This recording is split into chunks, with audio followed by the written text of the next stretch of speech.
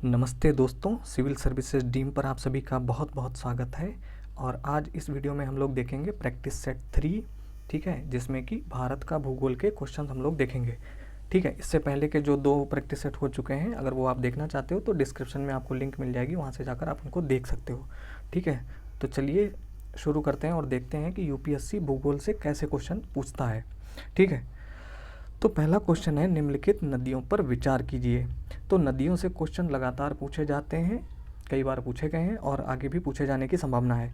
तो भारत की जितनी भी प्रमुख नदियां हैं उनके बारे में आपको मतलब उनकी जो प्रमुख सहायक नदियां हैं उनके बारे में जानना है, वो कहाँ से निकलती हैं और कहाँ जाकर मिलती हैं, ये सब आपको पढ़ना है। ठीक है, तो यहाँ 4 नदियाँ दी गई हैं और पूछा गया है कि उपर्युक्त में से कौन सी गोदावरी की सहायक नदियाँ हैं।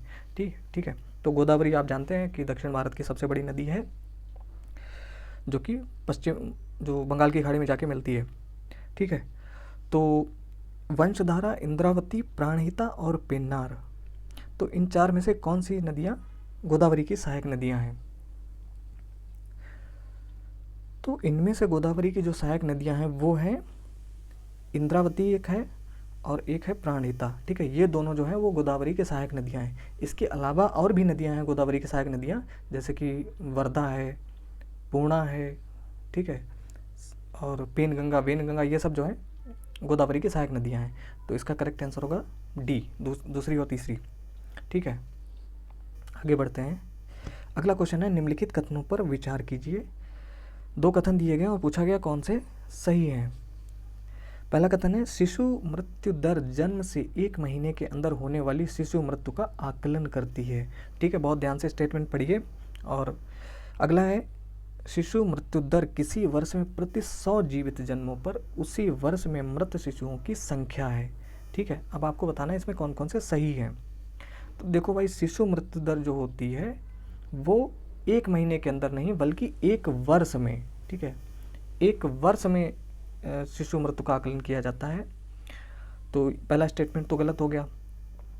दूसरा है, शिशु मृत्यु दर किसी वर्ष में प्रति 100 जीवित जन्मों पर उसी वर्ष में मृत शिशुओं की संख्या है। तो ये भी गलत है, क्योंकि 100 नहीं बल्कि 1000 शिशुओं पर इसकी गणना की जाती है। ठीक है, तो दूसरा भी गलत हो जाएगा। तो इसका करेक्ट आंसर होगा डी, ना तो 1 और ना ही 2।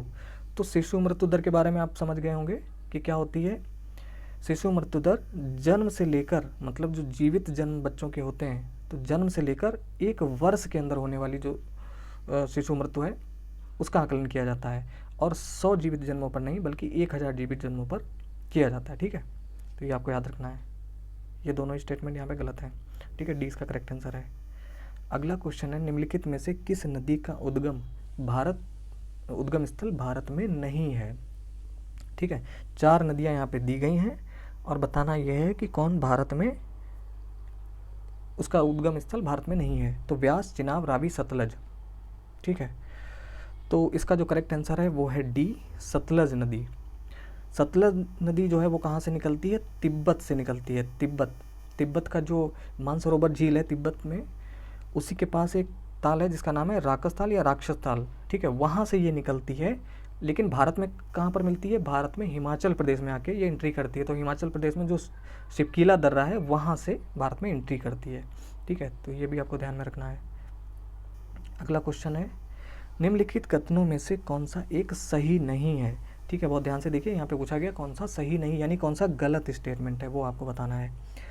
तो महानदी का उद्भव छत्तीसगढ़ में होता है। दूसरा है, गोदावरी नदी का उद्भव महाराष्ट्र में होता है। कावेरी नदी का उद्भव आंध्र प्रदेश में होता है और तापी नदी का उद्भव मध्य प्रदेश में होता है।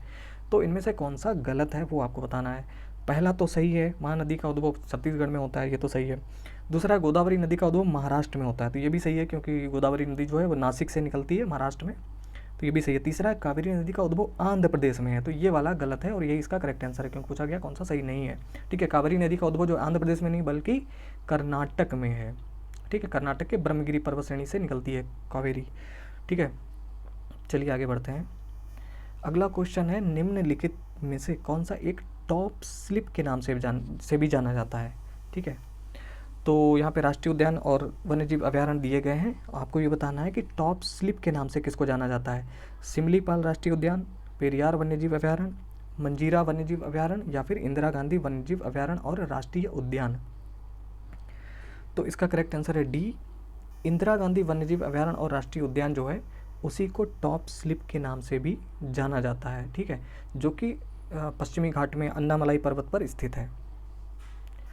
अगला क्वेश्चन है, भारत के राज्यों का निम्नलिखित में से कौन सा एक युग्म सबसे पूर्वी और सबसे पश्चिमी राज्य को इंगित करता है? ठीक है, ये मैप से पूछा गया, मतलब मैप आपको जब भी देखना है तो बहुत अच्छी तरीके से देखना है कि कौन सबसे पूर्व में राज्य है भारत का, सबसे पश्चिम में कौन सा राज्य है। ठीक है, तो मैप को देखते रहिए, जो पूर्वोत्तर भारत है उससे बहुत क्वेश्चन पूछे जाते हैं मैप से लेकर। ठीक है, तो यहाँ पूछा गया है कि आपको एक युग्म बताना है, एक जोड़ा बताना है जो कि सबसे पूर्वी राज्य है और दूसरा सबसे पश्चिमी राज्य को इंगित करता है। तो असम राजस्थान, अरुणाचल प्रदेश राजस्थान यहाँ पे दिए गए, असम गुजरात और अरुणाचल प्रदेश और गुजरात। देखो भाई, जो सबसे पूर्वी राज्य है भारत का वो है अरुणाचल प्रदेश और सबसे पश्चिमी राज्य जो है वो है गुजरात। ठीक है, तो आपने देशांतर पढ़े होंगे, अक्षांश देशांतर वगैरह तो पढ़े होंगे, तो ये तो पढ़ाई होगा कि गुजरात से जो है वो कितने डिग्री पूर्वी देशांतर गुजरता है, वहाँ से 68 डिग्री 7 मिनट। ठीक है, 68 डिग्री 7 मिनट जो है वो गुजरात से होकर गुजरता है, यानी सबसे जो पश्चिमी है, और सबसे पूर्वी अरुणाचल प्रदेश से कौन सा देशांतर गुजरता है 97 डिग्री यानी लॉन्गिट्यूड 97 डिग्री 25 मिनट। ठीक है, ये याद रखने हैं, पीसीएस में तो ज़रूर ऐसे ही पूछ लिए जाते हैं, यूपीएससी में यहाँ पे स्टेट पूछ लिए गए हैं। ठीक है जी, तो इसका करेक्ट आंसर है डी। अगला क्वेश्चन है, भारत के निम्नलिखित क्षेत्रों में से किस एक में मैंग्रोव वन, सदापर्णी वन और पर्णपाती वनों का संयोजन है? यानी ये तीनों ही प्रकार के वन वहाँ पर पाए जाते हैं। कौन कौन से? मैंग्रोव वन भी पाया जाता है, सदापर्णी वन भी पाया जाता है और पर्णपाती वन भी पाए जाते हैं। तो वो ऐसी कौन सी जगह है? उत्तर तटीय आंध्र प्रदेश, दक्षिण पश्चिम बंगाल, दक्षिणी सौराष्ट्र या फिर अंडमान और निकोबार द्वीप समूह।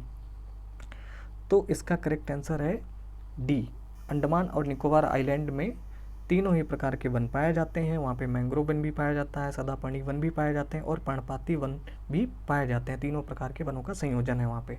ठीक है, तो बहुत इंपॉर्टेंट क्वेश्चन है ये, ध्यान रखिएगा। अगला क्वेश्चन है, निम्नलिखित में से कौन सी एक कृत्रिम झील है? ठीक है, यानी मानव निर्मित झील है, कृत्रिम झील है। ठीक है, कोडाई कनाल, कोल्लेरू, नैनीताल या रेणुका। तो कौन सी झील है जो कृत्रिम है? इसका करेक्ट आंसर है ए, कोडाई कनाल झील जो है वो एक कृत्रिम यानी मानव निर्मित झील है, तमिलनाडु में स्थित है और वहाँ का जो जगह है उसी के नाम पे इसका पड़ गया कोडाई कनाल झील। ठीक है जी। अगला क्वेश्चन है, निम्नलिखित में से कौन सा एक नेशनल पार्क पूर्णतया शीतोष्ण अल्पाइन कटिबंध में स्थित है? तो यहाँ पे नेशनल पार्क दिए गए हैं, आपको ये बताना है कि इनमें से कौन सा नेशनल पार्क पूर्णतया शीतोष्ण अल्पाइन कटिबंध में स्थित है। Manas national park, Namdapha national park, Neora घाटी नेशनल पार्क या फिर फूलों की घाटी नेशनल पार्क। तो इसका करेक्ट आंसर है फूलों की घाटी नेशनल पार्क, यानी जो वैली ऑफ फ्लावर्स है उत्तराखंड में स्थित है और ये जो है पूर्णतया शीतोष्ण अल्पाइन कटिबंध में स्थित है। ठीक है जी, तो नेशनल पार्क पूछे ही जाते हैं जो है उनके बारे में आपको सब कुछ पता करना है कि कहाँ स्थित हैं, कौन से राज्य में स्थित हैं, उनकी खासियत क्या है वहाँ पे। ठीक है, ये सब चीज़ें आपको याद रखनी है। अगला क्वेश्चन है, निम्नलिखित नदियों पर विचार कीजिए। नदियों से बहुत क्वेश्चन पूछे जाते हैं, अच्छे तरीके से आप पढ़ लीजिएगा। तो 3 नदियाँ यहाँ पे दी गई हैं, बराक, लोहित और सुबनसिरी। तो ये तो आप समझ गए होंगे कि पूर्वोत्तर भारत है वहाँ की ये नदियाँ हैं, बराक, लोहित और सुबनसिरी। लेकिन पूछा यह गया है कि कौन सी अरुणाचल प्रदेश से होकर बहती है। तो कौन कौन सी नदियाँ किस किस स्टेट से होकर बहती हैं ये भी आपको ध्यान में रखना है। और जैसा कि मैंने अभी बताया था आपको कि पूर्वोत्तर भारत से पूछा ही जाते हैं क्वेश्चन, तो अरुणाचल प्रदेश से कौन कौन सी नदियाँ बहती हैं वहाँ पे। ठीक है, तो एक नदी लोहित है, ये अरुणाचल प्रदेश से बहती है और सुबनसिरी बहती है। ठीक है, बराक नदी नहीं बहती है अरुणाचल प्रदेश से, बराक जो है वो आसाम से होकर बहती है। ठीक है, तो इसका करेक्ट आंसर होगा बी। ठीक है, तो दोस्तों ये आज के 10 क्वेश्चन हो गए। कैसे रहे हमें कमेंट सेक्शन में जरूर बताइएगा। मिलते हैं अगले वीडियो में, तब तक के लिए नमस्कार, जय हिंद।